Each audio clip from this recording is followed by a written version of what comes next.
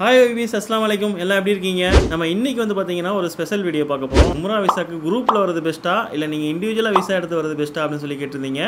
Last நம்ம போட்டிருந்த வீடியோக்கு சூப்பராக சப்போர்ட் பண்ணியிருந்தீங்க. அதே மாதிரி இந்த வீடியோக்கு நீங்கள் சப்போர்ட் பண்ணுவீங்கன்னு நினைக்கிறேன். கிட்டத்தட்ட 1300 வியூஸ் வந்து போயிருச்சு. இந்த வீடியோக்கு வந்து பார்த்தீங்கன்னா தமிழண்டா, ரோஸ், மெர்லின் ராஜா, தாய்ஃப்லேருந்து, கத்தார்லேருந்து, அதுக்கப்புறம் தமாம்லேருந்து கமெண்ட் பண்ணியிருந்தீங்க.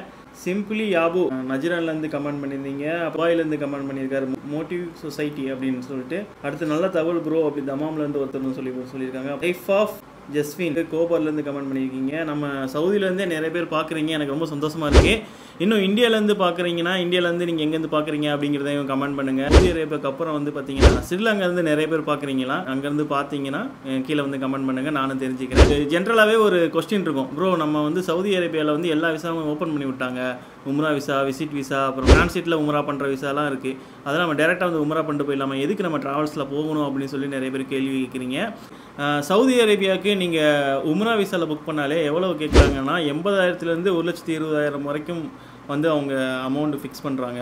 இது வந்து பார்த்திங்கன்னா உங்களுக்கு ஹோட்டல் நியரஸ்ட்டாக இருக்கா, அப்புறமேட்டு அந்த ஹோட்டலோடைய ரூம் எப்படி இருக்குது, அதுக்கப்புறம் சாப்பாடு எப்படி இருக்குது, மக்கா மதினால வந்து எவ்வளோ பக்கத்தில் இருக்கிறதுக்கு பொறுத்து வச்சு தான் இந்த ப்ரைஸை வந்து அவங்க டிசைட் பண்ணுறாங்க. நீங்கள் தனியாக உம்ராக்கு வரீங்கன்னா இவங்க சொல்கிறாங்களா 1,20,000 அதுக்குள்ளே கம்மியாகவே நம்ம பட்ஜெட்டில் முடிச்சிக்கலாமா பை அப்படின்னு நீங்கள் கேட்டிங்கன்னா அது ரொம்ப கஷ்டம். ஏன்னா இவங்க வந்து என்ன பண்ணுறாங்கன்னா ஒரு குரூப் டிக்கெட்டை வந்து அவங்க வந்து ஹோல்ட் பண்ணிடுறாங்க ஏர்லைன்ஸில் பொறுத்த வரைக்கும். ஸோ அவங்களுக்கு வந்து ஈஸியாக வந்து ஒரு கம்மியான அமௌண்ட்டுக்கு வந்து ஒரு டிக்கெட் கிடச்சிருது. அதுக்கப்புறம் உங்களை வந்து குரூப்பாக ஒரு 20 பேர் 15 பேருன்னு அவங்க வந்து வெஹிக்கிள் அரேஞ்ச் பண்ணுறதாகட்டும், ஹோட்டல் ரூம் அரேஞ்ச் பண்ணுறதா இருக்கட்டும், அப்புறம் சாப்பாடு, அதுக்கப்புறம் நீங்கள் இன்னும் இங்கே வந்து நீங்கள் உள்ளே போயிட்டு வர்றதுக்கான அந்த போக்குவரத்து அரேஞ்ச் பண்ணுறதா இருக்கட்டும், இதெல்லாம் வந்து பார்த்திங்கன்னா உங்களுக்கு ரொம்ப குரூப் அரேஞ்ச் பண்ணுறது ரொம்ப ஈஸியாக இருக்கும். அதே நீங்கள் இண்டிவிஜுவலாக வந்தீங்கன்னா எல்லாத்துக்குமே வந்து பார்த்திங்கன்னா தனித்தனி ப்ரைஸாக இருக்கும். நீங்கள் ஒரு டிக்கெட் புக் பண்ணிங்கன்னா எவ்வளோ ஆகும்? கிட்டத்தட்ட நம்ம ஊர் காசுக்கு 15,000 20,000 வரைக்கும், அதாவது ஒன் வே டிக்கெட் போக வரவே உங்களுக்கு 40,000 செலவாயிரும். அதுக்கப்புறம் நீங்கள் ஹோட்டல் வந்து புக் பண்ணிங்கன்னா குறைஞ்சது 150 ரியால் குறைஞ்சி வந்து இங்கே ரூம் கிடைக்காது. மக்காவுக்கு மதினாவுக்கு ரொம்ப லீஸ்ட்டு சொல்கிறேன். சீசன் டயத்தில் அதுக்கு அதிகமாகவே போகும். 150 நம்ம ஊர் காசு கிட்டத்தட்ட ஒரு 3,000 ஆச்சு. அப்போ 40,000 ப்ளஸ் நீங்கள் ரூமுக்கு 5,000 வச்சாலும் அதுவும் வந்து ஒரு நாளைக்கு 150 ரியால் சரியா? அதே நீங்கள் வந்து 14 நாள் இருக்கணும், ஒரு வாரம் இருக்கணும், 2 வாரம் இருக்கணும்னா வந்து காஸ்ட் எக்கச்சக்கமாக போகும். அதுக்கப்புறம் சாப்பாடு வந்து ஊரில் கிடைக்கிற மாதிரி இங்கே அதிகமான தமிழ் ஹோட்டல்ஸில் வந்து கிடையாது. மக்காலையும் சரி மதினாலையும் சரி, ஒன்று வெஹிக்கிளில் போகணும் இல்லை டாக்ஸியில் போகணும். உங்களுக்கு சொந்தமாக கார் இருக்கணும், இல்லைன்னா நீங்கள் டாக்ஸியில் போகணும். அந்த மாதிரி இருந்தால் மட்டும்தான் உங்களுடைய லோக்கல் ஃபுட்டு கிடைக்கும். ஹரம் பக்கத்தில் இருக்கிறது ஃபுல்லாக பார்த்தீங்கன்னா நம்மளால் நார்மலாக ஒருத்தர் இந்தியாவிலேருந்து ஃபஸ்ட் டைம் வரீங்கன்னா உங்களால் அந்த சாப்பாடை வந்து சாப்பிட முடியாது. உங்களால் ஒரு நாள் 2 நாளைக்கு மேலே தாக்கு பிடிக்க முடியாது அந்த சாப்பாடில். ஸோ இவங்க மூலமாக நீங்கள் வந்தீங்கன்னா அவங்க வந்து உங்களுக்கு தமிழ் ஃபுட்டு எல்லாமே அரேஞ்ச் பண்ணிடுவாங்க. வந்து உங்களுக்கு வந்து ஈஸியாக இருக்கும். ஏன்னா ஹரம் பக்கத்தில் உங்கள் குரூம் இருக்கனால வாக்கபிள் டிஸ்டன்ஸில் நீங்கள் போகிற மாதிரி இருக்கும். அதே மாதிரி நீங்கள் உம்ராவுக்கு வரீங்க, ஒருத்தவங்களுக்கு வந்து நீங்கள் ஒரு ஏஜென்ட் மூலமாக வரீங்க, ஒரு ட்ராவல்ஸ் மூலமாக வரீங்கன்னா நீங்கள் ஃபஸ்ட்டு கன்ஃபார்ம் பண்ண வேண்டியது என்ன விஷயம்னா ஹரமுக்கு எவ்வளோ பக்கத்தில் இருக்குது அப்படிங்கிறத நீங்கள் கன்ஃபார்ம் பண்ணணும். நாங்களே மக்களாக இருக்கோன்னா எங்களால் அடிக்கடி நாங்கள் ஹரமுக்கு போக முடியாது. எப்போ நாங்கள் போனாலும் நாங்கள் காரே வச்சுருந்தாலும் காரை வந்து ஒரு பார்க்கிங்கில் போட்டு அங்கேருந்து டாக்ஸியில் ஏறி தான் நம்ம போகிற மாதிரி இருக்குது, இல்லை பஸ்ஸில் ஏறி போகிற மாதிரி இருக்குது. அதுக்கு நீங்கள் போகிறது ஈஸியாக இருக்கும். திரும்பி அங்கேருந்து வரும்போது உங்களுக்கு டாக்ஸி வந்து அவ்வளோ சீக்கிரத்தில் கிடைக்காது, அதாவது பீக் டைமில். அதுக்கப்புறம் பஸ்ஸும் அந்தளவுக்கு ஈஸியாக கிடைக்காது. அதுவும் வந்து பார்த்திங்கன்னா நீங்கள் நிறைய நடந்து போகிற மாதிரி இருக்கும். அதனால் வந்து பார்த்திங்கன்னா ஹரம் பக்கத்தில் ரூம் இருந்துச்சுன்னா உங்களுக்கு இன்னும் கொஞ்சம் ஈஸியாக இருக்கும். மதினால வந்து பிரச்சனை கிடையாது. மதினால வந்து எல்லாமே வாக்கபிள் டிஸ்டன்ஸ் தான் இருக்கும். ஹோட்டல்ஸ் எல்லாமே, அதாவது ரூம் எல்லாமே. சாப்பிட்றது வந்து பார்த்திங்கன்னா நம்ம ஊர் சாப்பாடு கிடைக்கிறது ரொம்ப கஷ்டம். டூர் பேக்கேஜில் வர்றது வந்து பெஸ்ட்டு. எல்லா இடத்தையும் சுற்றி காட்டுவாங்க. அப்புறம் அவங்க அந்த உம்ரா பண்ணுற ப்ரொசீஜரும் உங்களுக்கு சொல்லிக் கொடுப்பாங்க. ஸோ என்ன கேட்டிங்கன்னா நீங்கள் ஒருத்தவங்க கமெண்ட் பண்ணியிருந்தீங்க, உங்களுக்கு வந்து ஆன்சர் வந்து பார்த்திங்கன்னா நீங்கள் வந்து உம்ரா மட்டும் பண்ண வரீங்கன்னா உம்ரா விசா குரூப்பில் வர்றது வந்து பெஸ்ட்டு.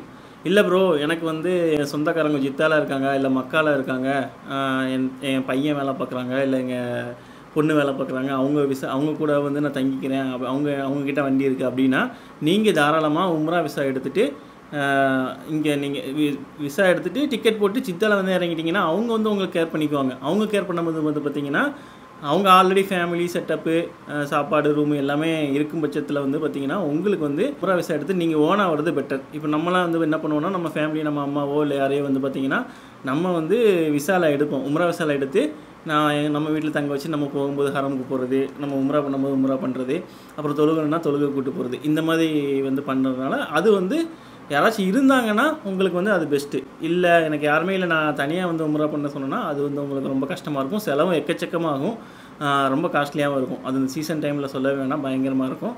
அதே மாதிரி நீங்கள் வேலை தேடி நிறைய பேர் சொல்கிறீங்க, ப்ரோ நான் வந்து உம்ரா விசா வந்துட்டு அப்படியே வேலை தேடவா, இல்லை விசிட் விசாவில் வந்துட்டு வந்து வேலை தேடவா? ஃபஸ்ட்லாம் வந்து பார்த்தீங்கன்னா உம்ரா விசாக்கு வந்தீங்கன்னா மக்கா ஜித்தா அந்த 2 இடத்துல மட்டும் தான் இருக்க முடியும், மற்ற இடத்துக்குலாம் சுற்ற முடியாது. 2017 அதுக்கு முன்னாடி உள்ள காலகட்டத்தை சொல்கிறேன், சவுதி அரேபியாவில் இருந்தவங்களுக்கு தெரியும்.